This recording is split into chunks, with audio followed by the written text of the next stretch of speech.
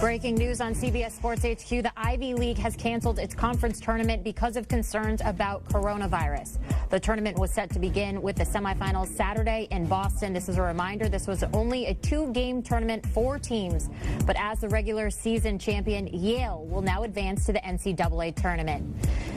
Yale, which won the regular season title, will represent the Ivy in the tournament. Princeton women will represent for the women's tournament. Let's welcome in our Tim Doyle of CBS Sports to break down everything that's going on. So obviously breaking news now with the Ivy Leagues canceling their tournament. So your initial reaction to this?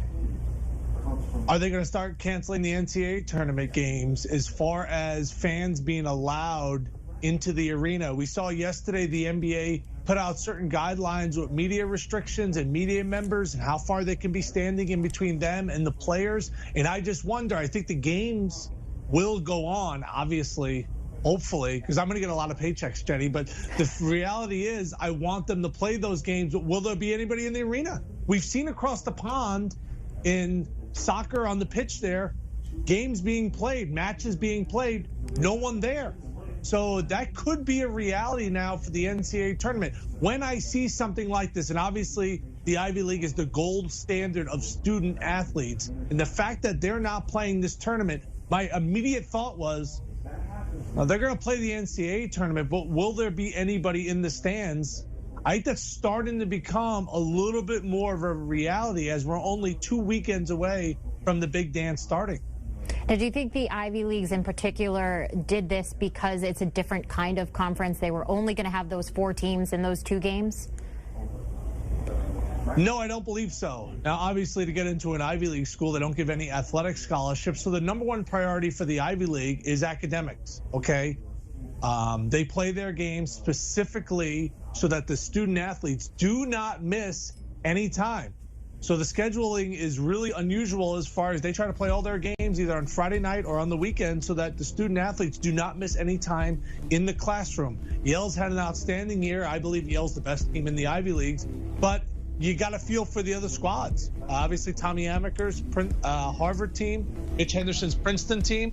I'm sure they believe going into this weekend that they had a shot to make the big dance. Now, the only caveat is when Mitch Henderson played at Princeton, he played on all those great Princeton teams, there was no conference tournament. For the longest time in the Ivy League, they did not have a conference tournament. This is a relatively new thing for the Ivy League. So I think that's maybe why they feel even more comfortable being like, Yale had the best regular season, so we're going to send them. And also for the safety concerns. But yeah, the first thing I saw, Jenny, when I saw that the Ivy League was canceling the games was, is the NCAA going to make that move and not allow fans in the arena or in those stadiums? Starting to become a little bit more of a reality. So in your mind, the question is more about fans entering the arena. But do you see any other conferences following suit with what the Ivy League just did and just sending their top team straight into the NCAA tournament? Those top teams. I don't, but I guess anything is possible. I mean, full disclosure, my parents had a cruise that was lined up in 2 weeks, and they canceled it yesterday. And I think this is becoming more and more of a story, not only a national story, but also a sports story.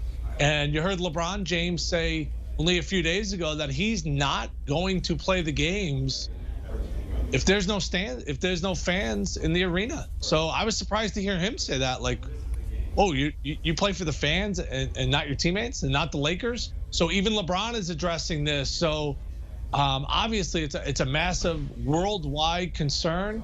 I felt like the Ivy League maybe felt a little bit more comfortable doing this because, you know, they've had no conference tournament for so long. But when you start kind of diving into this, Jenny, and you play 14, 16, 18 conference games, and then everyone just gets mumble-jumbled in, especially for the smaller conferences, like those teams prove something over a 2-month stretch, and now we're going to have to play 3 games in 3 nights. I've never really found that to be the true winner of the conference. Is it more exciting? Absolutely. Is it a huge moneymaker? Absolutely. But is that really the true determination of a conference champion? I don't believe so. I think when you do it more over 2 months, that means more to me like what Yale has done than just winning 3 games in 3 nights or 4 games in 4 nights or some cases 5 games in 5 nights. So I'm totally okay with what the Ivy League did, but I think the bigger concern is, will the NCAA follow suit and no fans in the arena? I think that's a serious, serious question. Tim, thank you so much for your time. Now we have so much more to come on the coronavirus and everything that it is now affecting in the world of sports. We saw it already worldwide, really, with media not attending inside locker rooms and inside the clubhouse. It's really affecting everything going on. Yeah, the likelihood of not seeing fans in the stands looking like it's going to happen pretty soon. Of course, the Ivy League canceling their conference tournament there, but now Yale gets the automatic bid. Breaking news coming out of HQ here in Fort Lauderdale. The Ivy League cancels conference tournament, naming Yale as the regular season tournament winner is actually the automatic bid there, heading to the big dance. This coming after the scare of the coronavirus has been taking the headlines the last couple of days. We've seen it in the MLS, the NBA, along with the MLB, also cutting down on interaction with fans, something we could possibly see.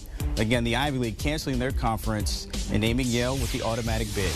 All right, Gary Parrish joining us on the phone here. And Gary, your initial reactions just hearing this just moments ago. That this is obviously getting more serious by the day and being taken more seriously by the day. It's a totally evolving process, and I think it's important to remember that though this seemed unlikely just a few days ago, I'm sure what's happening in Italy right now seemed unlikely even a week ago. This coronavirus outbreak is a real thing that is having an impact both within the world of sports and obviously outside of the world of sports. And frankly, I'd be surprised if this is the last big sports announcement we hear because, again, this is seemingly getting more serious by the day. Now, I know a few days ago, if you remember, Chicago State, they canceled their travels due to the coronavirus. And then this is the biggest as far as a tournament. Of course, it's just 2 games, a smaller scale. But could we see this kind of dribble into the conference championships? I think so. But you have to remember that money is a motivating factor at all times. You know, how much money do you leave on the table by canceling the Ivy League tournament as opposed to the money you leave on the table by canceling the Big Ten tournament or the SEC tournament or the ACC tournament or the Big 12 tournament, or even not allowing fans, into the arenas for those events? And so I'm certain that the decision makers would deny that the financial bottom line is a determining factor when they're making these types of decisions, but it seems clear to me that they would be. And so, where do you strike that balance? I'm not sure. But undeniably, these are things that must be considered at this point, because if Ivy League officials and medical professionals that they consulted concluded that it's not worth the risk to bring people into this arena, then you'd have to wonder why other league officials and the medical professionals they're consulting couldn't reach similar conclusions, particularly when you acknowledge that bringing people to a power conference tournament, it's a lot different than bringing people to the Ivy League tournament. It just in terms of sheer numbers. We're talking about tens of thousands of people as opposed to thousands of people. And so, again, these are things that have to, at the very least, be discussed seriously at all levels of the sport right now. Can you tell us initially how you found out about this move? Yeah, I got a text from somebody at one of the schools that was going to play in the Ivy League tournament, and the coaching staffs were just told within the last 30, 45 minutes. A pretty big surprise, but I mean, it's pretty clear that conferences, as we've seen with what happened to Chicago State, and it's pretty clear that conferences and even NCAA officials are tracking and monitoring this extremely closely. And I asked my source, why not just play with no crowd? And he said because of coaches and trainers and janitors, they don't want more gatherings of over 25 people. Keep in mind that some of these schools have already canceled school for the semester and are just doing online courses. So that's really how it came about. Do you see other conferences following suit now that the Ivy League has made this move? Do you think that this can also affect other teams going into the conference? Well, I reached out to a couple sources at a couple different other conferences since this news came down, and all of them came back to me and said that there hasn't been talk of that in terms of a cancellation, at least that they know of yet. I'm sure every conference is monitoring the situation, and they're going to make the best decision for their conference.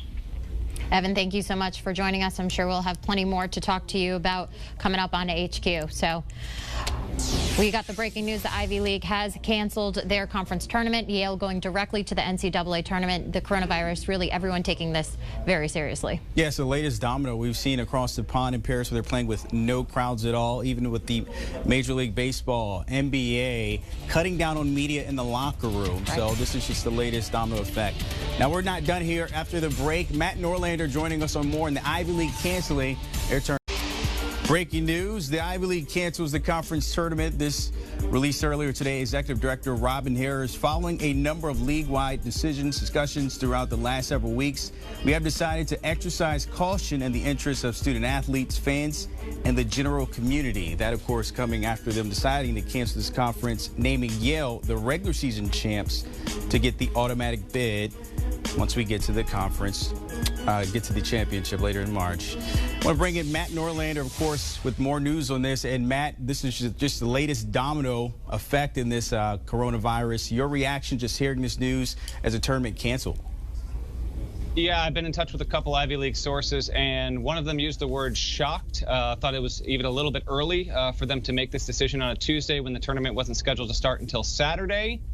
For Harvard in particular, this is a bitter pill to swallow because it was going to host the tournament and has been so close to making the tournament in years past. Yale's the best team in the league, and of course it gets the auto bid because of this. But the one source with the Ivy League told me, I figured that if they were going to make a decision like this, at first they would say, okay, no fans in the building, but to cancel it altogether, particularly when pockets of the East Coast, where all the Ivy League schools are located, haven't been hit yet as hard, was a bit surprising. What we'll need to keep an eye on here going forward is if the Ivy League winds up being the first of many leagues to do this or not. Remember, the Ivy League has only had a postseason tournament the past 2 years. Prior to that, this would have been standard protocol. Yale wins the regular season championship. It's the automatic team into the tournament because there wasn't a playoff for over 90 years of Ivy League basketball. Other conferences like the Big East, the ACC, which, by the way, is going to be starting today, will have fans in the stands and plans to go on as expected with ticket buyers in the seats and media covering it and the games getting played. We'll wait and see on if other leagues opt for aggressive updates and, removing fans from buildings. I don't anticipate that you're going to see outright cancellations from these tournaments unless we have a significant major national event that causes that. Because another thing to keep in mind that I was told is when the CDC looks at the areas that have been affected, like, for example, out in California, where they had the cancellation of the major tennis tournament, it's because in particular that area is home to a lot of people who are senior citizens. Older people are more vulnerable to this virus. And so that is also something that is taken into account when you consider the amounts of people that are attending these kind of games, attending these kind of events, and if they might be at risk of infecting those who are more vulnerable. So we wait and see. It literally is now an hour-by-hour process in terms of college basketball conference tournaments. And then the big question is, we are technically 1 week away from the start of the NCAA tournament in Dayton for the first four. What will happen in the next 24 hours, 48 hours, 72 hours that could change how the NCAA stance is on this at this moment? Because over the weekend on CBS, Dan Gavitt, VP of NCAA basketball, said we are planning at all 14 sites still to have fans, all games being played. But when you have leagues like the NBA, NHL, Major League Baseball instituting media policies, no one in the locker room, how much is the NCAA going to follow that lead versus how much the NCAA is going to be listening to literally, a blue ribbon panel of doctors and specialists, experts saying, here's where we are now. Here's what you can do and what you shouldn't do. Matt, we've got about a minute left here. Just looking at this, the way the Ivy League handled this, just going with the regular season champion, could we see that with other conferences sooner than later, like you mentioned, to that point, just waiting for the tournament instead of playing in those conference championships? I think it is possible, and if it does happen, I think we're going to get that news in the next 24 hours. Saturday is stacked with conference championships, with auto bids being handed out. So the big leagues, I'm not as convinced. The smaller leagues that don't have as much money on the line when it comes to this stuff, it would not stun me if you had one or two of them follow in the Ivy's footsteps. But we'll wait and see on that later on Tuesday, let alone when we get to Wednesday. These are conversations happening around the country and decisions that, frankly, need to be made in the next 36 hours before we get to the doorstep of Friday afternoon when we get to, the Saturday, Championship Saturday, where more than a dozen bids will be handed out, automatic bids. All right, Matt Norlander joining us there on the Ivy League, canceling their tournament. Appreciate your time. Do you want a sports network that delivers everything that matters about the game? The highlights, the picks, the instant analysis, no yelling, no fake debates, no politics. Hit the subscribe button and never miss a moment.